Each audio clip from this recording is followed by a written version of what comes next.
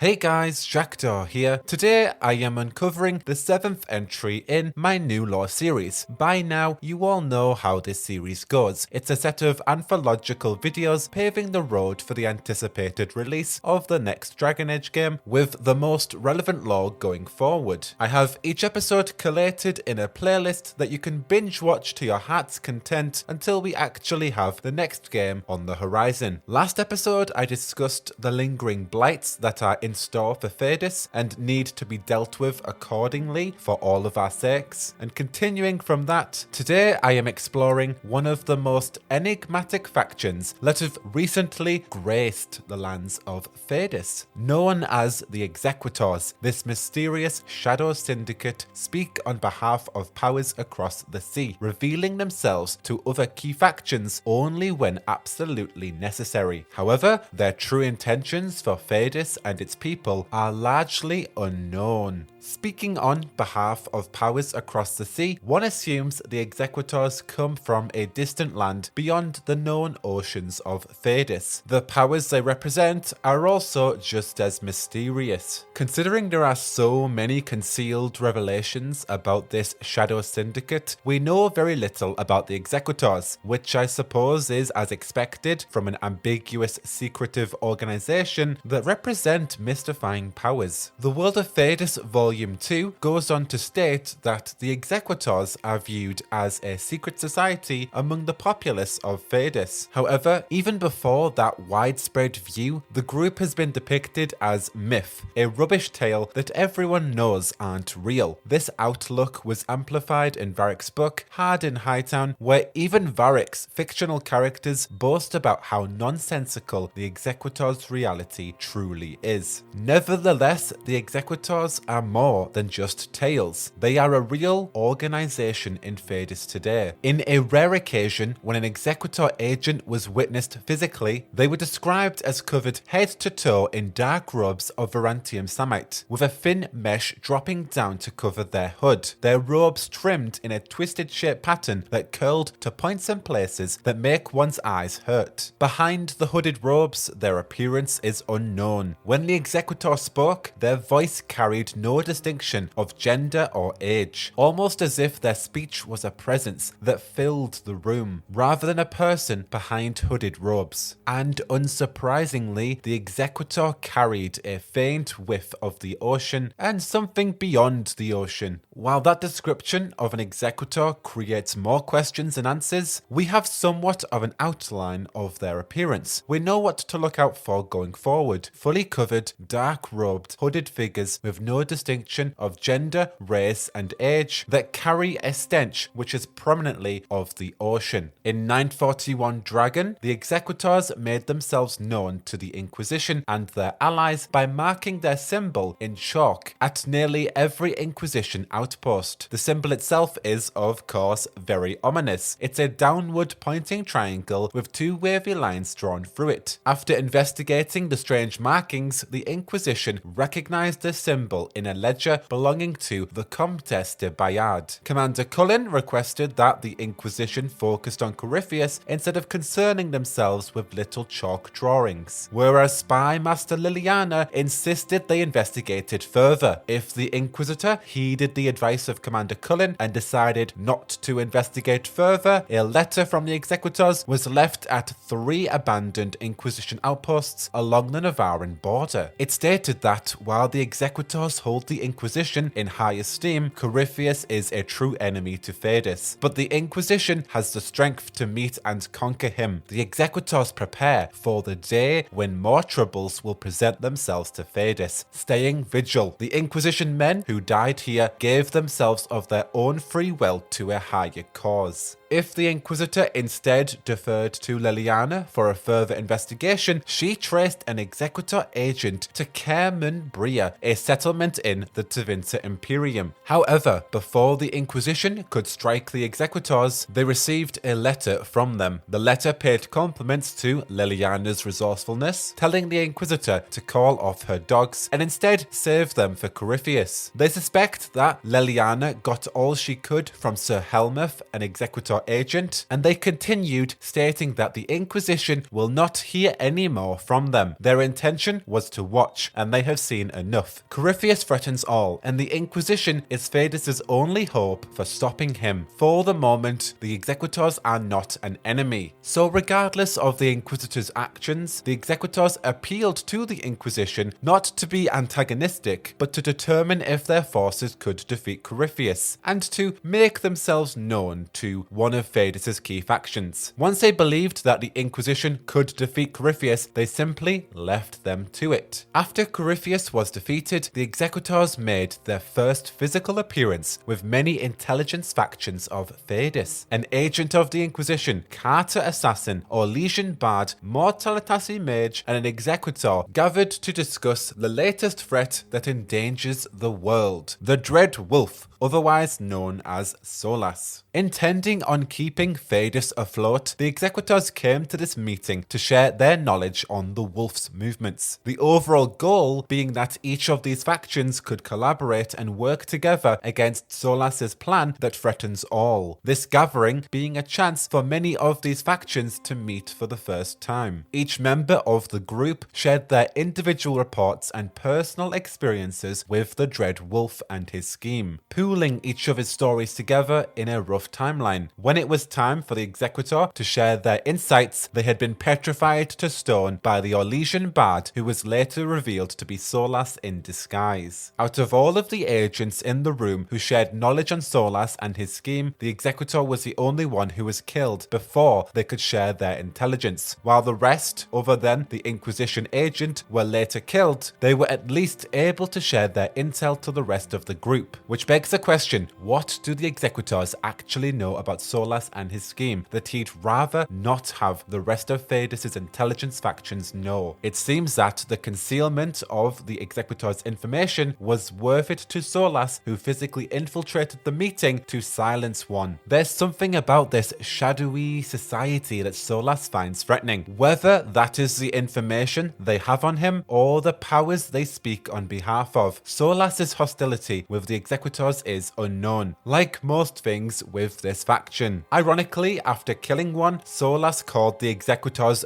dangerous, meaning that they've potentially done something to Solas for them to earn that description, or he's witnessed their danger firsthand. Regardless, out of all the opposing factions against him, Solas thinks the Executors are the most dangerous. Do they actually have a way to stop Solas and therefore are worthwhile allies for the rest of Phaedrus? It's certainly plausible, given that the Executors first appealed to the Inquisition because they believed they would stop Corypheus, and they were right. They attended this meeting of spies because they too seek a demise to the wolf, also for the same reason, to ensure Phaedrus is safe from its present troubles. Henceforth, the Executors' true intention is to ensure Phaedrus is safe from any threat who dare oppose it by any means. Going forward, Solas is the greatest adversary against Phaedrus, having revealed his plan to the Inquisition. He seeks to destroy the world by bringing down the veil and restoring his time, as of which the Executors seek to understand his goals and means of accomplishing them so they can eliminate him. With that understanding of the Executors' aim, we have plenty of plot threads going forward that require further explanation on this shadowy group.